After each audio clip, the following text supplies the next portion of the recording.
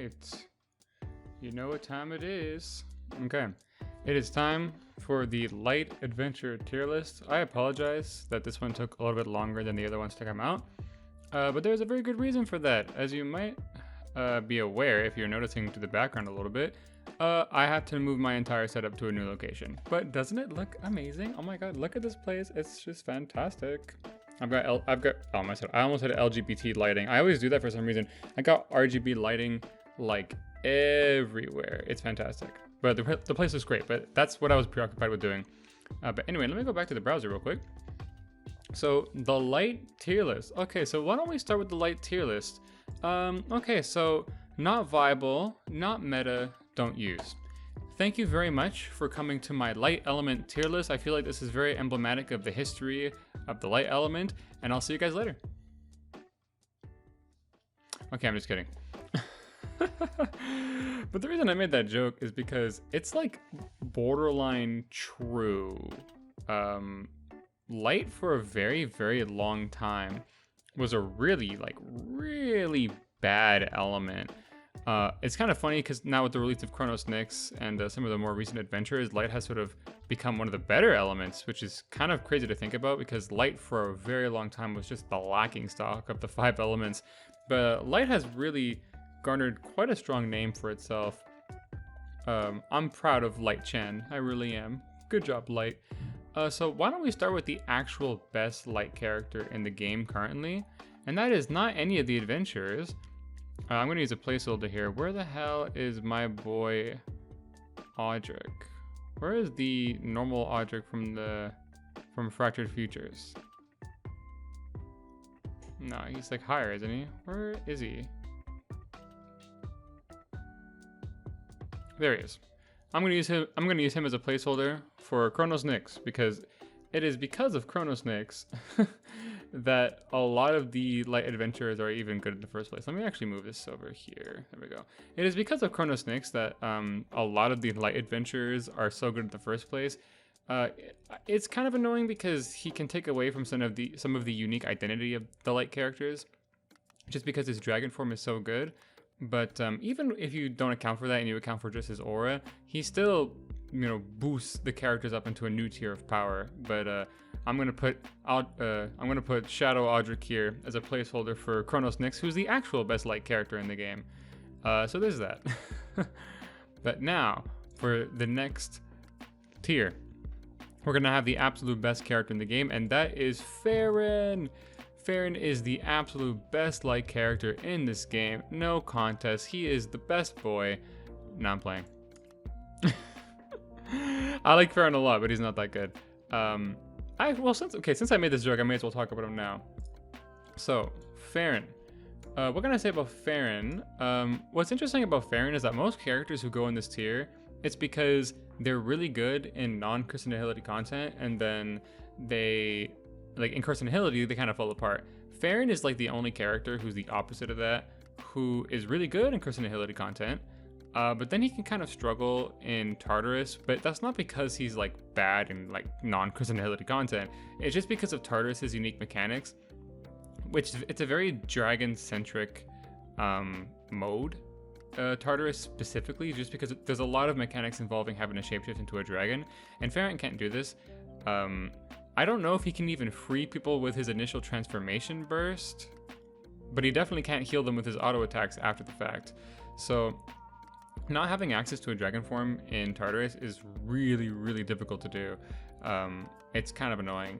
Not only that, but since he can't shapeshift, if you're doing even expert difficulty, he's going to be stuck with enervation even if he goes to his dragon drive form. Dragon drive units were just not built for Tartarus. They just weren't. But his kit is really good, really defensive, nice unit, and he does have a good amount of damage. Like, you can clear Legend Lilith with him no problem. In fact, that was my first clear for solo, was using Farren, and even in co-op you can do it just fine. So Farren, he's got the damage, and he's not affected by Christian Nihility at all. So I'm only gonna put him here just because I feel like he'll move up in this tier for the most part once the Zodiac Zero fight comes out, whenever that is, because he's very likely future-proofed for a fight like that. but Tartarus specifically, it's very difficult to take someone like Farren to that fight just because of Tartarus's specific mechanics. Otherwise, he would be here. You know, so there's that little caveat. But now, enough playing games. I have, oh, right, all the units are here. I have dodged the issue long enough, and I'm going to put the actual best light unit in the game, if I can find her. There she is. Halloween Laxi. I'm pretty sure I need no introduction. It doesn't really matter what element you're in. If you're a rapid fire mana caster, you're probably broken as shit. There's not a single rapid fire mana caster in this game who isn't broken beyond belief. You have Gala Leonidas, you have Halloween Laxi, you have Lapis, you have Gala Chell, and you have Cecile in the wind element. Every single one of these goddamn characters is so broken, and that's because they did not think about the impact that a 50% 4-strike damage Wormprint would give to characters like that. Not that I'm complaining, I think it's really cool. And Halloween Laxi is a really, really cool unit. If you're gonna run her, it doesn't matter if the DPS simulator doesn't say it's optimal or not, which they might, but you always run Mitsuhide with Halloween Laxi if you have her, or any light co-ability unit that has combo uptime as their chain co-ability. It is very important for Laxi to have this because her basically if she's got like that bar where if it empties she can't even 4-strike, and then there goes a huge amount of your damage. But sometimes your S2 won't be up, and you'll run out of what is it called? You might run out of your gauge before your S2 is up, and you're about to get it, but then your combo count goes to 0 because you're in the middle of dodging something. So now you have no gauge and you have no hit count for your S2 to replenish your gauge. But if you have Mitsuhide, you can easily bypass this. Just a small thing I want to throw in there. If you're going to use Halloween Laxi and you have a combo uptime light co-ability unit like Mitsuhide, you should run her in the backline with Halloween Laxi, no exceptions. But Halloween Laxi on her own really good. She has access to Dispel, she has access to Flashburn resistance drop, she has like Flashburn edge on her.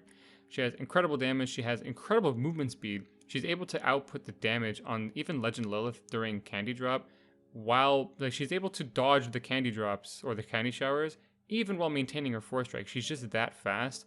Her ability to output damage is insane. Plus she comes packed with a bunch of utility. There's really very little that this character lacks. And I'm not going to stay on this character for too much longer because it's very obvious why she's really good. And speaking of characters who it's obvious why they're really good, we're going to talk about Gala Audric, who has pretty much got the same stuff that Laxi does.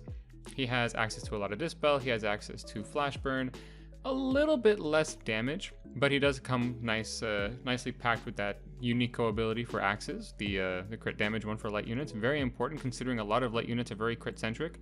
So if you don't have Gala Audric, it's not that bad, but there's a lot of units that could really benefit from having him in the backline.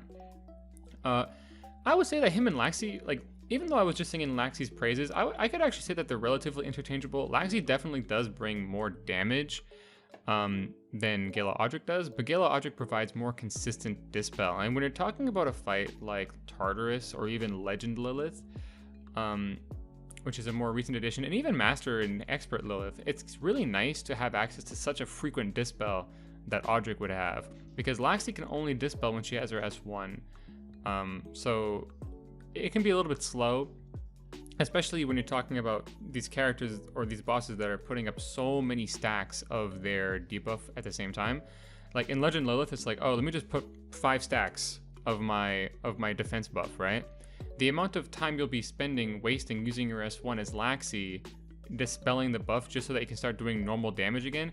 Gala Audric will have that shit down like just by himself in like 20 seconds or less. You know what I mean? He is extremely adept at dispelling. It's very difficult to do Legend Tartarus without Audric, especially on co-op, just because of how many stacks he'll put on himself. You need maybe not need, but especially for the pub meta, it's extremely important that you have a proficient Audric on Dispel duty for certain parts of that fight, or else you're wiping. So Gala Laxi, a little bit less frequent access to Dispel, but she's got a ton more damage. And then you have Gala Audric, who has a little bit less damage, and then a ton more Dispel. So they're pretty much interchangeable for that reason. So I would say that they're probably the top 2 indisputable units. As for the next character that's going to go up here, more of a support character for sure, but considering that, you know, a lot of the time you're either going to want Laxi or Audric in your party, that's a lot of flash burn you're going to be doing, especially if you're Audric, because Audric's S1, the Dispel, is attached to his flash burn enabling ability. So you're going to run dry on flash burn really, really quickly, and then your DPS is going to tank if the boss starts resisting your flash burn. And for that reason, I'm going to put Chell over here as well. Chell, decent damage on her own, a little bit boring to play, but I'm not considering that as a factor in this tier list. That could be a whole tier list in and of itself, like what characters are the most fun to play. But Summer Chell, just a really strong unit, flash burn enabler, flash burn resistance dropper, and she actually does some pretty nice burst damage as well. Not a huge fan of her unique dragon form, but you know, it is what it is. Really good unit. It's just the typical stereotypical, you know, affliction enabler for high resistances in long-term boss fights. So Chell's got to go here, especially because the 2 strongest units in the game for the light element are flashburn enablers. So Gala Chell. So Summer Chell can be very important. I might put her a little bit lower though, because of the next character I want to talk about, which is going to be a character that I actually mentioned earlier, but I need to find her first. Where is she? There she is, Mitsuhide. I'm gonna put Mitsuhide here just because she is basically the premier paralyze enabler, alongside another actually new light dagger unit that just came out. So in a way, it's actually good that this got delayed because now I get to include him. We have Jupiter, who is he in blade? I thought he was a dagger. Whatever, it doesn't matter. So Jupiter, Mitsuhide. What's cool about Jupiter is that he is a double affliction enabler. The problem with Jupiter is that he's a double affliction enabler.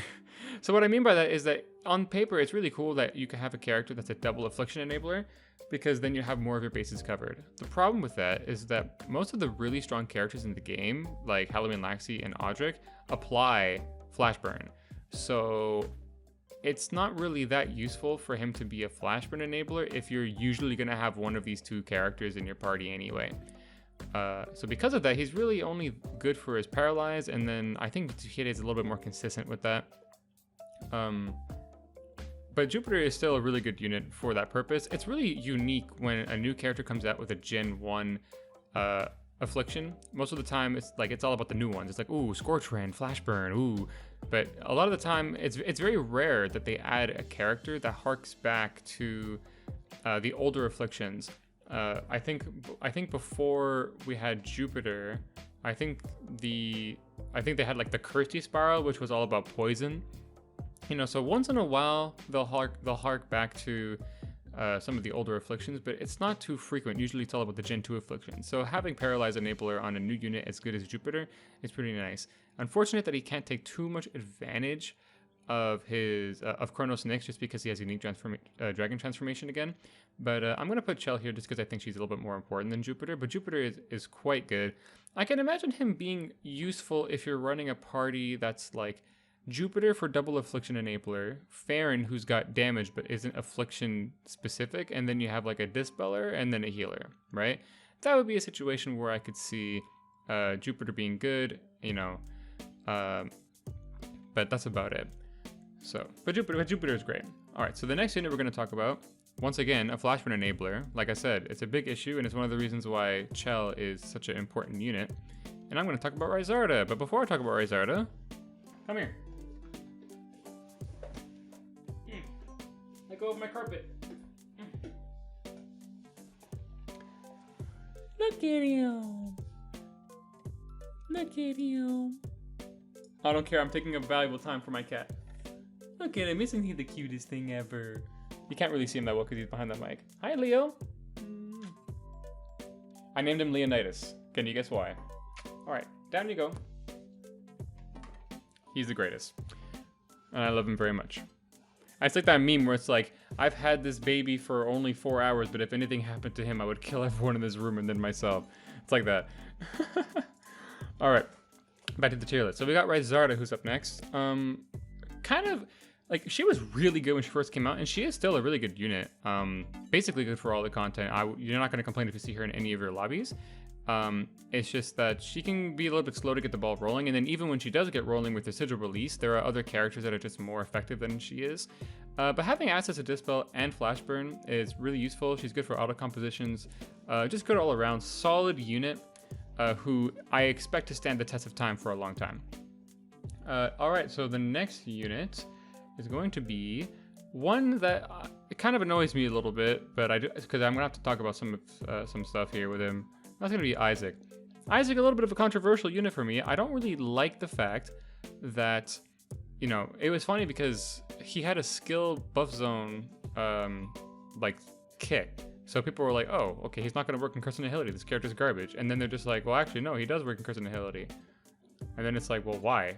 Why does he get to work in Curse Annihility and not the other buff zone units? It's just that he just arbitrarily gets to break the rules because he's a new unit. It's stupid. I know that his buff zones technically have unique buff icons, blah, blah, blah, blah, blah, but they could do that for the older units. You know, it's dumb. It's dumb. Anyway, but besides that, Isaac is actually a pretty strong unit. Having access to his buff zones that he has, especially because they have such unique effects, gives him a lot of interesting utility. The main problem with Isaac is that his damage is low. His damage is much lower than basically every character that's going to go in this tier with the exception of the healer. But what's really cool about Isaac is that if you have two really strong DPS characters tied with Isaac, then he can really shine as basically just a buff bot with some supplemental damage. But I wouldn't recommend running Isaac in a room with a team that is a little bit on the lower side in terms of damage. Like if you're running Isaac and then, you know, maybe you've got like a Julieta and like a Ryzarda, you know, because that team is like, oh, well, Ryzarda's got Flash Burn and Dispel, and then Julieta's got some damage, so we can run Isaac. No, it's not enough, right? Like, you need like the best DPS, right? You need like the top of the line shit. Like you need the Halloween Laxi, and then like maybe you can even do Summer Chell, and then Isaac, and then Hildegard, right? That's what you gotta do. Something I like about Isaac a lot is actually his shared skill. Very fun shared skill to use. I mentioned that in the win tier list. So Isaac is a very good unit, despite not really bringing that much, like he doesn't bring Dispel or Flash Burn or anything like that, but he does bring a ton of utility with his buff zones. But you gotta make sure that if you bring him, the other two DPS characters have to be really good DPS characters. Like you can't, you can't run like Julieta or something. But Isaac, good character. All right, next we're gonna have two healers actually side by side. The first one is going to be Hildegard, which shouldn't come as a surprise, and the second one is going to be Vixel, if I can find Vixel's dumbass. Where the hell is he?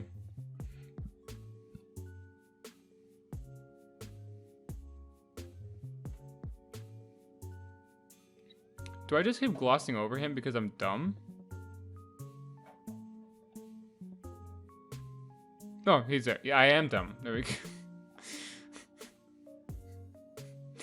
Anyway, relatively interchangeable. Obviously, Vixel only really viable if you have the 70 MC for him. But if you do, then he's relatively interchangeable with Hildegard. They shit out healing, and they're the best within the element of doing it, so they deserve a spot here. And now I have one last character that's going into this tier, and that's going to be Civilian Leif, basically for just being, you know, a solid unit. He's got Bleed, which is interesting, and he does have Dispel, so it does come packed with some utility. And he doesn't encroach too much on the other afflictions that might be present within the other characters in the roster, which is nice because it means you can slot him relatively easily into most compositions if you have the room for him. So yeah, from here, well, I have to get into the next tier, but then after this next tier, it is all downhill from there because there's a good reason why Light was a really shitty element for a long time, and it's because the units for a really long time were just really, really fucking bad. Hey, leave me alone. Leonidas keeps bothering me. Anyway, if you'll notice that in this top tier, a lot of these units came out very recently, like very recently. You have Halloween Laxi, Audric. Mitsuhide is a bit of an older unit. Summer Chell, Ryzarda, Isaac, Civilian Leif, Jupiter. These are all extremely recent units. Before these units came out, Light was struggling. So it's only recently that Light has really started to step up its game, and you're going to see that as the tier list continues. But I do have two characters that need to go into the next tier alongside Farren, who I talked about earlier. So the first one, I may as well just put him in now. It's just going to be the other Gala Light units, who Euden it's kind of weird. I feel like if they were going to make the 70 MCs to save the Gala units from not being viable in Curse of Nihility, they should have taken it to the extreme. They should have just said, you know what, fuck it, let's just go all the way. But they kind of just, they dip their toe in. They don't go the whole way. Like even with Gala Elisan, her buff is supposed to give 30% strength to her team, but they only make half of that immune to Curse of Nihility, and the other half still stays nullified. So then she gives 15% strength to her team. You know, just go all the way. God damn it, it's not going to be that big of a deal. So that's kind of what happened with Gala Euden and Luca. Luca had his unique buff icons actually turned into unique buff icons, so he can give himself at the very least 3 self buffs to work with. But it's really not that enough to really bump up his damage. What Light needs is like a Halloween Silas, but for Light, because all of the buffs that Halloween Silas can give to his team are immune to Curse of Nihility, and he gives them like 3 or 4 buffs. So if there was like a Halloween Silas-esque figure for Light, then Luca actually might be really good, because then he would have a lot of buff icons to really boost his damage. But until that day comes, Luca's going to be struggling because there's not a lot of buffs you can give him in the first place. And then you have Gala Euden, who obviously buffs his team with his S1 and his S2, both of which get nullified by Curse of Nihility. So he kind of, you don't want to use him. The only time you want to use Gala Euden is if you're doing like standard Lilith cheese speedruns, where I think people were doing like double Euden and double Mitsuba. Besides that though, don't use them in Curse of Nihility. You don't want to do that. Hang on, let me take one of my ears out. Ooh. Scratch, scratch, scratch, scratch. Yeah, so don't take them to Curse of Nihility content, but besides that, they're really good against Tartarus. In fact, if we were talking about Tartarus meta, there's an argument to put Euden above everyone, because Euden is such a goddamn good unit with so many interesting use cases. But as it stands, he's here, which is a shame because I love Euden, but at least he's king as far as non-Curse of Nihility content goes, which is what he deserves because he is a king. Salute. All right. Besides that, now that we're done with this tier, and also I'm ordering this with Farren in front just because he is technically usable in Tartarus.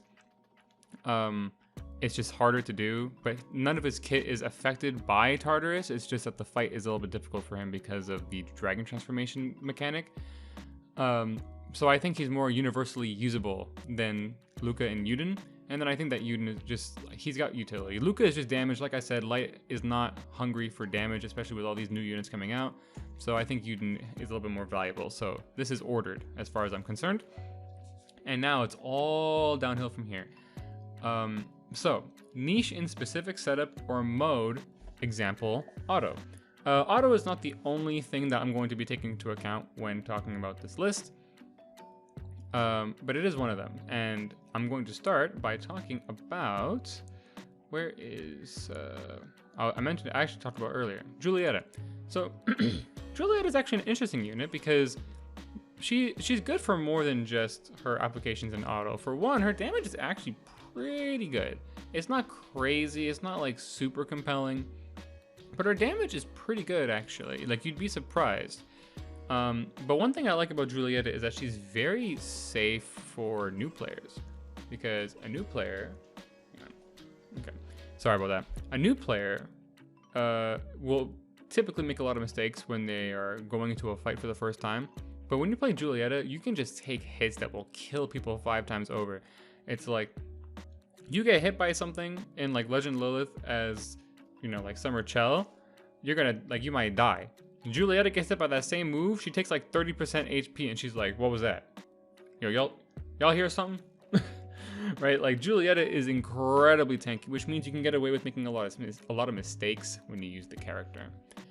And her damage is actually pretty good, so she's a decent unit overall. I just don't feel like she's meta when you consider the other options for all the content. But one thing that she excels at, and something that she's basically unmatched in, is being able to be used in auto for that reason that she's super tanky. So if you're trying to do like auto Lilith, Julieta is the premier go-to. If you have the right composition with Julieta in the lead, you basically have like 100% success rate for clears and expert. It's really, really good. Speaking of good leads in auto compositions, I'm going to talk about some alternatives if you don't have Julieta. The first one I'm going to talk about is Mordecai. So Mordecai Really useful unit to have, very strong. He has, I think, the highest base HP of any light blade in the game, and his S1 reduces the enemy's attack, so he's inherently good for being a lead as well. So if you don't have Julieta, you do have Mordecai, who is a free alternative, who is available all the time. All you have to do is go and do the Forgotten Truths, I think it's called. I think it's called the Forgotten Truths raid event, and you will get Mordecai for free, and you can just go ahead and build him up. So you always have a free, good to use lead for auto compositions in the light element. In fact, I have a friend of mine who picked up this game only 2 months ago, and he didn't have Julieta, and he was starting to attempt to auto expert Lilith, and I made a team for him that used Mordecai as the lead, and he's able to do it. The success rate is like 60%, but if it works, it works. Especially for someone who's only been playing the game for 2 months, it's really good that he's able to auto that content already, and that just speaks to how good Mordecai is for that. Now, if you're doing non-Crystal Nihility content and you don't have Julieta, then instead of using Mordecai, there is another unit that you should be using as your lead instead, and that is Old Man Ryzarda, who can't really use him in Crystal Nihility because he relies on stacking his defenses like crazy using his S1.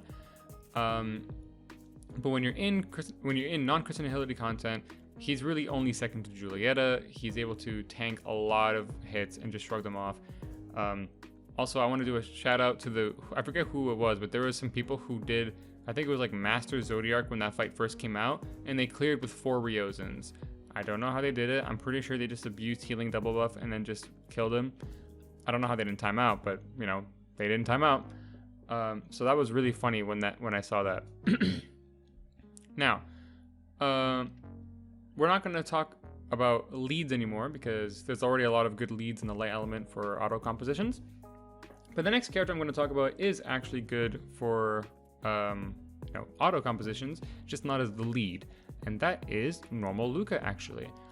Normal Luca is quite nice, especially if you don't have Mitsuhide, because there's not a lot of good paralyzed enablers in the game.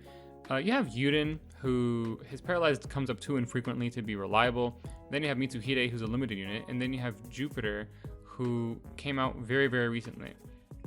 So there's actually very few reliable paralyzed enabler units that you can use, especially for auto compositions, because even if you have Mitsuhide, sometimes she dies a lot when you are doing autos just because she attacks things with her face. But Luca tends to keep himself out of trouble. He dies very infrequently during auto compositions, and he has access not only to paralyze, but to dispel. So he's able to provide utility in that respect as well. Plus he's got a pretty useful co-ability, because if you're able to get a bow co-ability on your team, then your lead will be able to use their skills more often. The more often they use their skills, the more iframes they have, the more likely they are to survive. So Luca is actually very good for auto compositions, believe it or not. If you have some of the best units in the game, you don't have to rely on him, but he is really good for that purpose. Alright, so next, that's it for that tier, by the way. I might change my mind. I might go back and be like, well, this character can go here. You know, like I could technically put like Peony up there, because just because of her co-ability, but I'm talking about actually using the unit.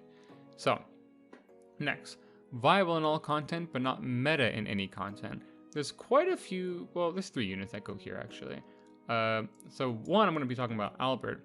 So here's the problem with Albert, and you know what? I'm actually going to put the next unit next to him, which is Pecorin, because they both suffer from the exact same problem, and that is they're relatively mediocre, and then when they get like their super form mode, they're one of the most broken light units in the game. But the problem is there's so much downtime for not only when you are not in that mode, but because of the way that a lot of the shadow bosses are, it can be very easy for you to not be able to take full advantage of your like Super Saiyan form. So it can be really annoying when you're playing Albert. You finally get your S2, you use it, and then Lilith starts doing like dashes all over the stage. You gotta run after her, or she starts doing like sweet circles. So now you gotta take a second and dodge some stuff.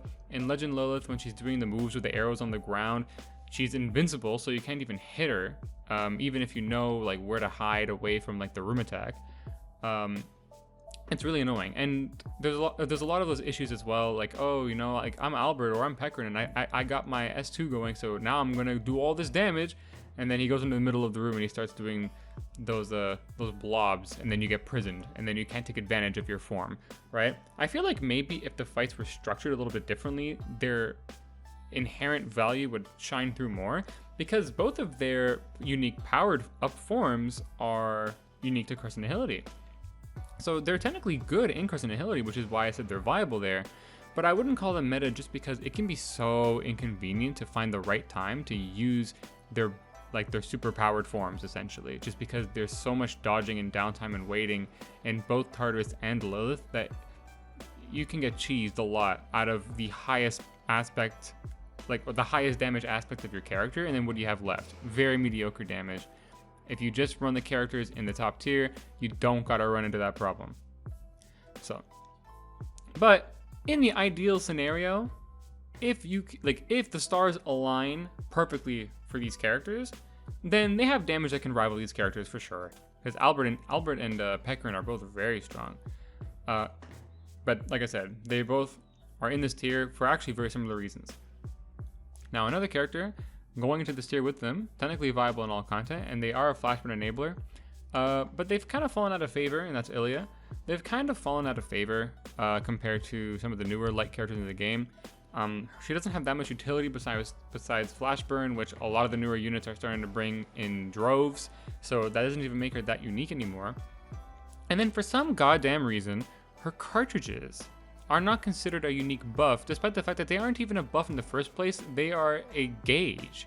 So Ilya is the only character in this game to have a unique gauge that gets nullified by Curse and Nihility. Can you imagine playing Gala Audric and his gauges don't work? That's what it's like. That's what it feels like to play Ilya. I don't know why they were coded to exist in the buff bracket and therefore be eliminated. I don't know why they're not considered unique buffs in the first place. The fact that it's a gauge that gets nullified is crazy. It's not even like if she had access to this gauge, she would be like super broken for Curse and Nihility. She would still be relatively like mediocre. Maybe she would be here, maybe she would be here, but without those cartridges, it's really difficult because those cartridges give her a ton of damage on both her skills or if you're running a 4-strike centric build. So even though you can technically use her in Curse and Nihility, I wouldn't recommend her there. And then even in non-Curse and Nihility content, she can't, in non-Curse and Nihility content, I could argue for her being here. Which, to be fair, that applies to these guys as well a little bit. But Ilya's certainly got the damage, and she's one of my favorite characters in the game to play because it's so fun. Me and my best friend, whenever we do Tartarus, he always goes Zena and like Gala Zena, and I'll go Ilya, and we'll just both run a 4-strike centric build. And by the time Tartarus gets to half HP, we break him and he dies. From half HP, we both just 4-strike him with like Monster Hunter Cerise shared skill with maximal 4-strike builds. We break him, he's at half HP. We both 4-strike, he's gone. That's the end of the run. It's really, really fun. I love playing Ilya. She's just not that good in Curse and Nihility content, and overall, her consistent damage over time is not as good as some of the other characters, but you could certainly use her if you wanted to. So now for the next tier, and despite the fact that the tiers are ordered in such a way, I actually value the characters in this tier more than this tier, because even though the characters in this tier are viable for all the content, I don't consider them many for any of them. Whereas these characters, they might not be viable at all in Curse and Nihility, but for non-Curse and Nihility content, I consider them to be more meta than characters over here, right? So I actually value the characters that go into this tier a little bit more. And it's only 2 characters that go into this tier. And that's going to be Zena, first of all, or Zena. I'm pretty sure it's pronounced Zena. So Zena, basically the premier healer for Tartarus. Maybe not in Legend, but certainly in Master and lower. If you're gonna run a healer, you may as well run Zena, because she not only can heal your team sufficiently, because there's really not that much residual damage coming at you, but then she can also provide the team with some supplemental damage. Another really fun character to play. I love her animations. She's an adorable unit. Her portrait art is amazing. Doesn't make her any more viable, but she's a really fun unit to use. And if you're talking about Tartarus, then she's probably the premier healer to use, even in Master. Now Legend is a different story, but to be honest, you could probably get away with running Zena because I've seen people do clears with Hope. I've seen people do clears with Felicia in Legend. So if people are dedicated to do it with those characters, you can probably pull it off with Zena. It's just difficult. But where it's basically impossible is in Curse and Nihility. Not even because she gets super fucked by Curse and Nihility. She actually doesn't. At least as far as her kid is concerned. The only problem is that her healing is a little bit too weak.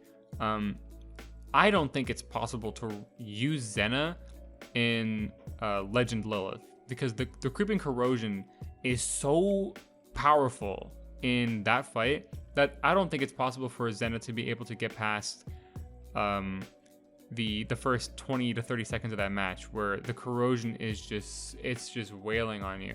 Now to be fair, she does come in second and not first, but it's the same sort of idea applies.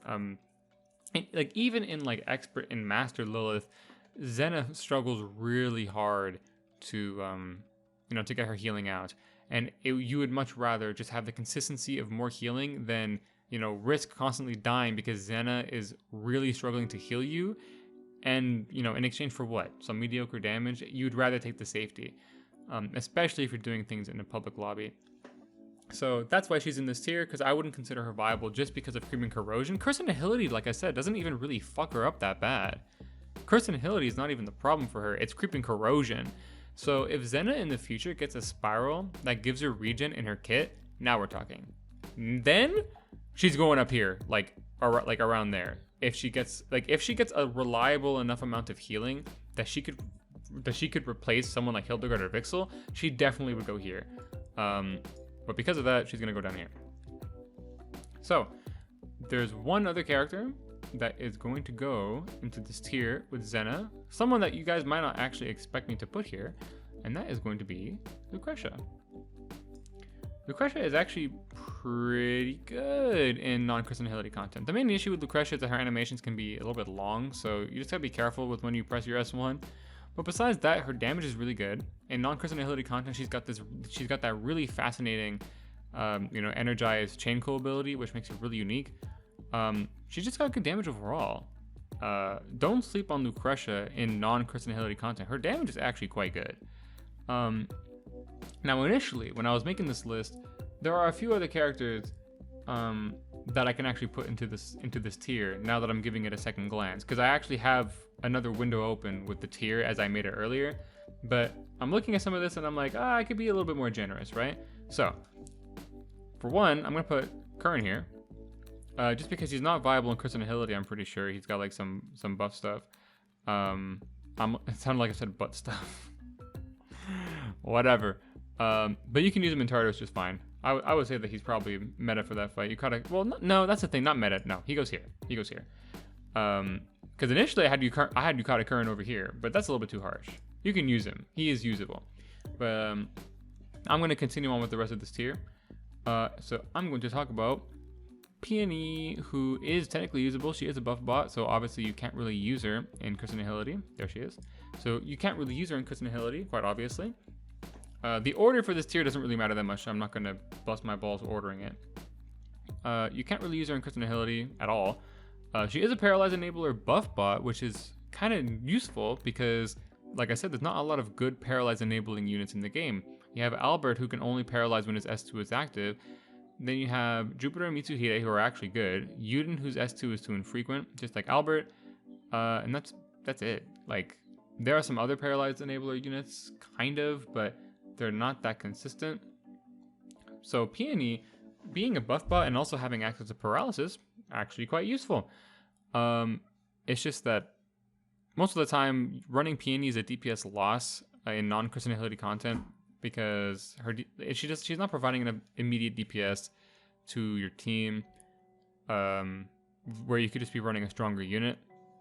And for some of the easier content, you could run a buff bot, but if you ran 3 units, your DPS would be so high that you would bypass any benefit you'd get from running Peony.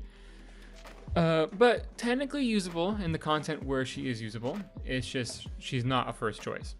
So speaking of characters that aren't first choice, we have the only other 2 kind of viable Paralyze Enabler units, and they are siblings.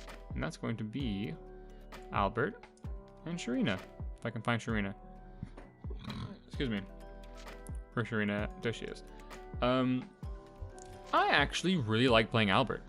And it was kind of a shame when you couldn't use Albert in Zodiark because he didn't have the correct affliction.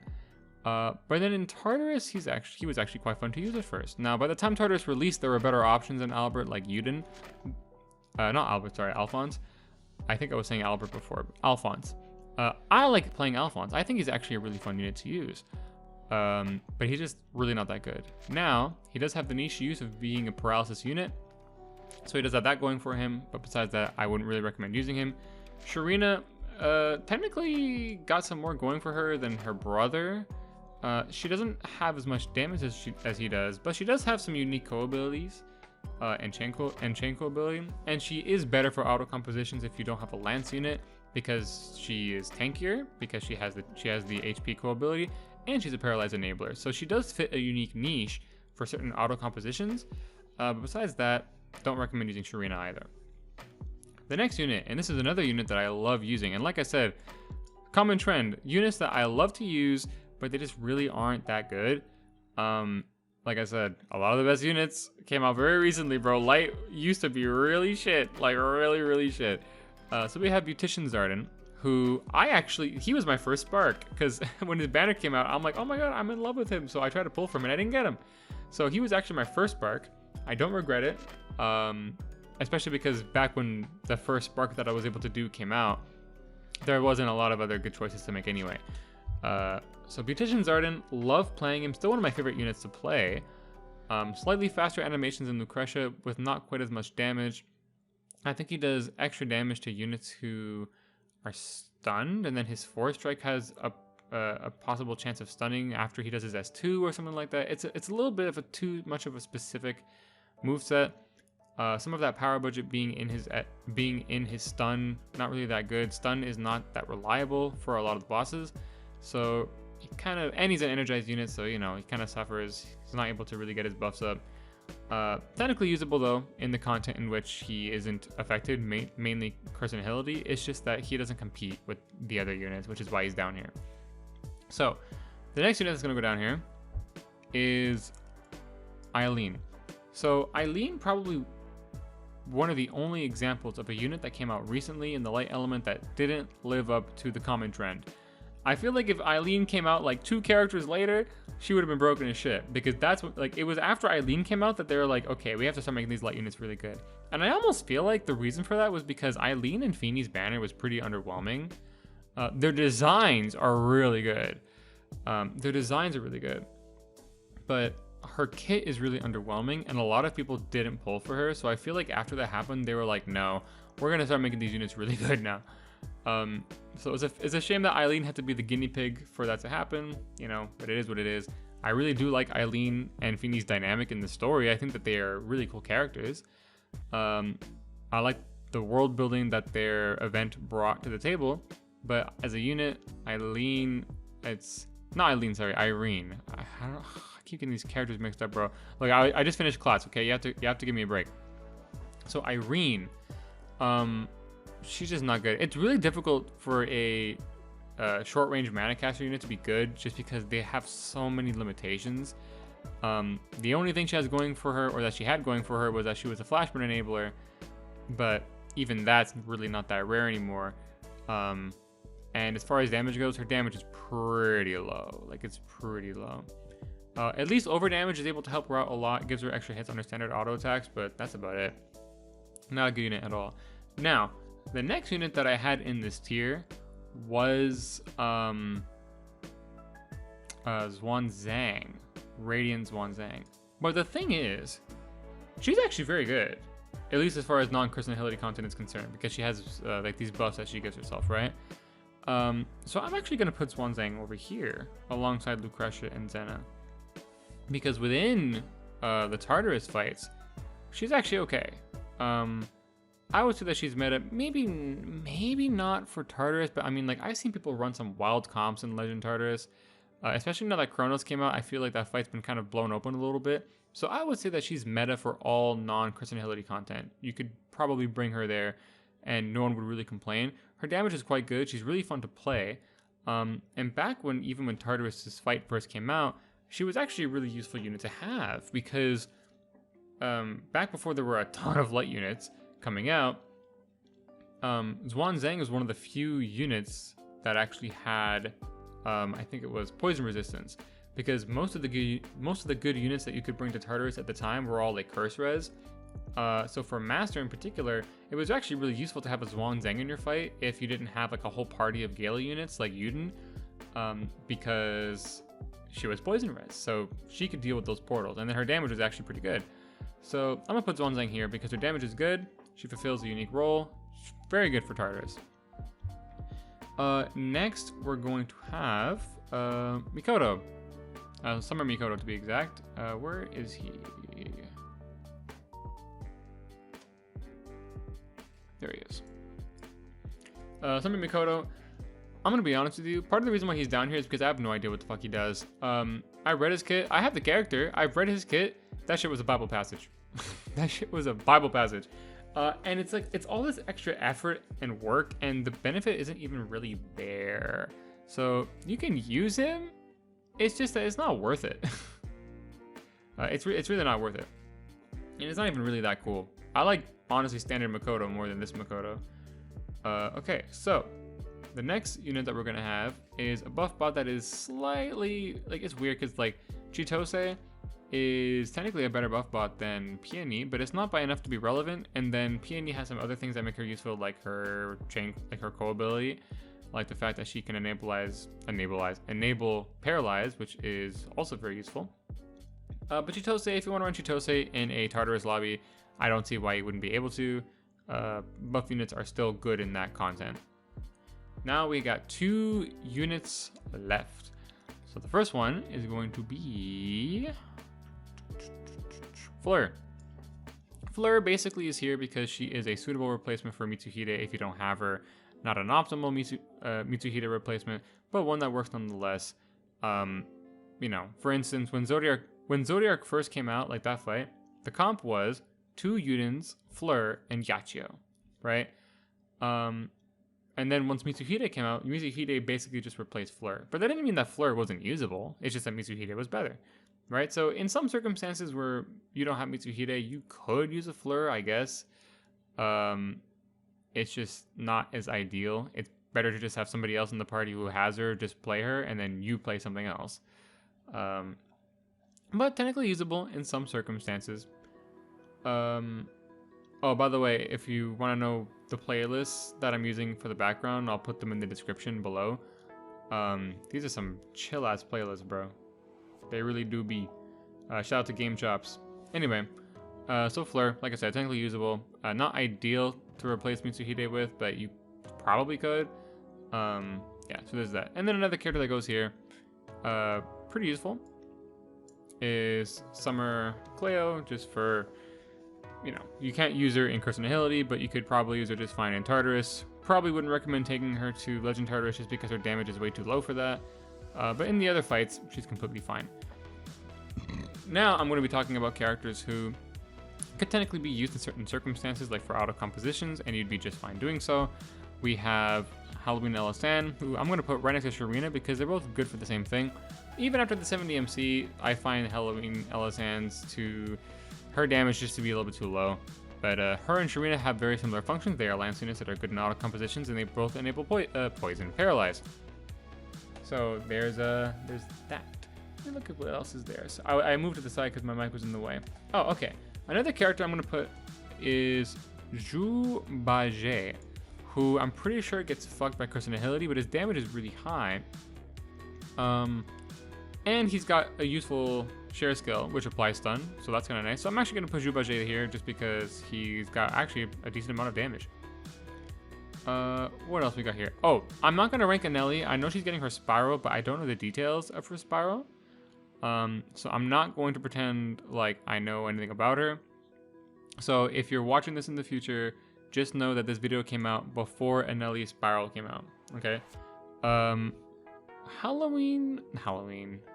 Dragonul Melora. I'm going to put Dragonul Melora, technically here. because Halloween Malora doesn't actually, she's one of the few units that doesn't get fucked by Cursive Nihility. Despite being such an old unit, and a lot of old units just sort of retroactively getting messed up by Cursive Nihility's inclusion, Halloween Malora, stop saying that.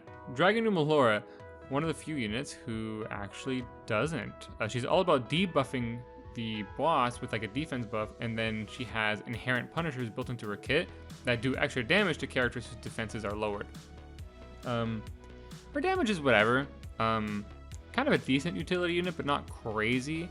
I feel like with a Spiral, she might pop off even more. She's technically usable in all the content, even though I wouldn't recommend her.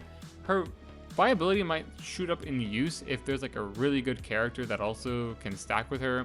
Like if there's another character that does crazy damage to enemies with a defense drop, then maybe Malora might shoot up in popularity just to support that unit. But besides that happening, I wouldn't recommend using her, even though you technically can. So that is Dragon Malora. Now we're going to, I'll put Odetta here as well. Just a really strong buff bot, basically in the same realm as Chitose. I think Chitose is probably a better unit to use, just because his buffs are a little bit better, but, you know, Odetta technically, you know, shares the same abilities that he does. I'm going to put Summer Luca here, actually, next to normal Luca. Basically, the reason he is here is for his shared skill, which is actually pretty good for certain units, not in Curse Nihility, but besides that, it's actually useful for some units. What else do we got here? Everyone else, I'm pretty sure, can just stay down here where they belong. I'm okay. You can go up here for your shared skill. Your shared skill is really good. Who else has got a really good shared skill? I would say that's about it. A lot of the other units that are down here that are left are basically pretty mediocre. Like I said, with the exception of Vanelli, I know she's getting her Mana Spiral, but just keep that in mind for the future. Oh, Amane, actually. I'm gonna put Amane. I'm gonna put Amane here, because even though Amane is not super ideal, you can technically use her in all the content, and I've seen Amanes in basically every light catered mode that I've ever played. I've seen Amanes in Zodiac putting in work. I've seen Amanes in Tartarus putting in work. I've seen Amanes in Lilith putting in work. Haven't seen her around in Legend Lilith yet, but you could probably get away with using it. Like, I'm sorry, like if you can get away with running Monster Hunter, not Monster Hunter. If you can get away with running Sharpshooter Cerise and Farren, whose damage isn't as high as some of the other light characters, I'm pretty sure you can fit an Amane in there somewhere, even for Legend Lilith. So I'm gonna put her here, even though she's not ideal. She's technically usable in all the content, and her burst damage is surprisingly good. What else do we got here? I'll put normal Malora. See, I get it right, and then it's the wrong version. I'm gonna put normal Malora here, just as a notable thing for her paralyzed edge that she can give to a frontliner like Mitsuhide. No, I'm not gonna do that. I'm not gonna put her there just because as a unit she doesn't deserve it. And same thing with Xiaowu Jing and you. You know what? No. As units, you guys are trash. Well, actually, no. Xiaowu Jing can go back up there because he is actually okay in autos. But the other units, no. So, this is the light tier list.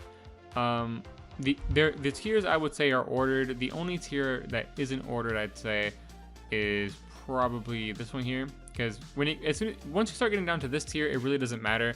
But to be honest, once you get to this tier, anything after the top two don't matter. Which is not as true in the other elements, especially in Shadow, which we'll be getting to next. Light and Shadow kind of having an inverse relationship right now, where Shadow, like every unit in Shadow was busted as hell, and every unit in Light sucked, and now Light's sort of overtaking it in its usefulness. Not as much now because of Bahamut, but there was a period of time, right? But Shadow has no shortage of very, very useful units, so that's going to be a fun one to talk about. Whereas Light, the scope of the good units is a little bit more narrow, but those units are just so good that they have single-handedly shot up the viability of the elements as a whole to a new height, especially with the release of Chronos Nyx, who, like I said, is the actual best unit in the game. So that is going to be the Light tier list. This was a really fun one to talk about, not just because I got to show you my cat, but because Light is my favorite element in the game to play, and I'm really happy that they're getting a lot of really, really good units now. So that's the list, and I'll be back with Shadow.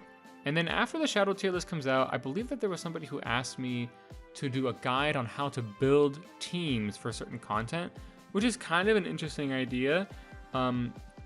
Usually it just kind of boils down to, you know, make sure that you have certain parameters filled for the different fights that you're going to need, and then you're good to go, right?